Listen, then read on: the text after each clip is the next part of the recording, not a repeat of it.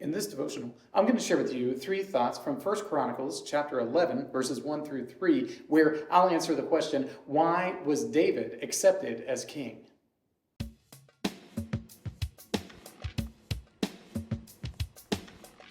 1 Chronicles chapter 11, verses 1 through 3 says, Then all Israel gathered together to David at Hebron and said, Behold, we are your bone and flesh.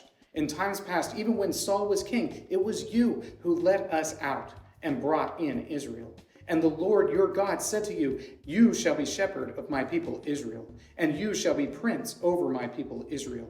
So all the elders of Israel came to the king at Hebron, and David made a covenant with them at Hebron before the Lord, and they anointed David king over Israel, according to the word of the Lord by Samuel.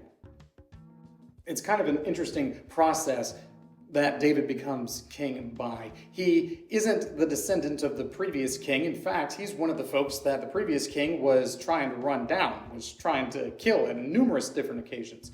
And David still ends up being accepted as the king, even though he was an enemy of Saul for a while.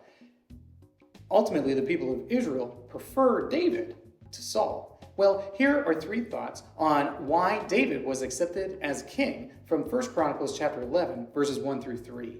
Thought number one, already leading.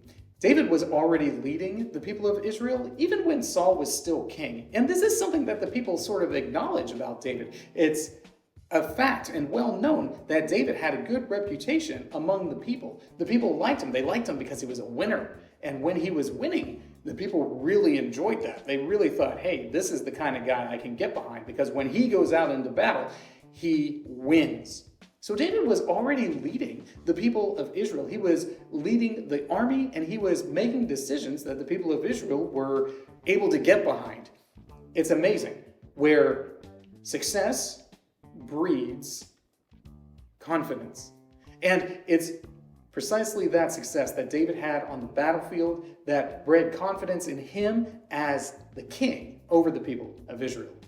Thought number two, appointed by God. David is appointed by God, and this is more significant than the fact that he was already leading the people of Israel. He was appointed by God, and he had been anointed by Samuel a long time before to be the next king over Israel. And this is something that the folks recognized. The people recognized that the Lord had already accepted him and appointed him to be the king over the people of Israel. The Lord had already planned for David to become the king and to sort of be this model of what the ideal king is going to be like. So when Saul dies and David is ready finally to sit on the throne and take the crown upon himself and all those sorts of things, when he's finally ready to do it, this appointment by God that was already well established and the people well knew made it an easy thing for them to accept him as the king. Thought number three, covenant with elders. It isn't as if David just said, I'm going to be the king, and I've already been anointed by God, and you guys kind of like me, so I'm going to go ahead and knock this out. He goes and he talks to the elders of the various tribes. He talks to the significant folks who are leading the people of Israel, but not in a kingly way, sort of the tribal leaders and elders. He goes and he talks to them, and he makes a covenant with them. He makes a promise with them. He sort of irons out what it's going to mean for him to be the king of the people of Israel. And it's this covenant relationship with the elders that allows him to be accepted as the king without a whole lot of trouble. Normally, when a king is lost and somebody else attains to the throne, there's some difficulty going on there. Somebody wants to go and jump into the same seat. And David's transition into the throne is relatively easy, comparatively speaking.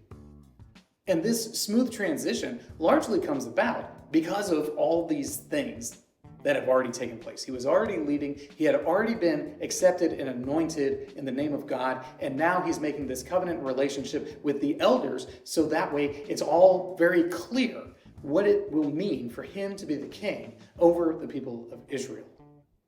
With David accepted as the king, the people of Israel are going to start to gain that credibility that they had always wanted.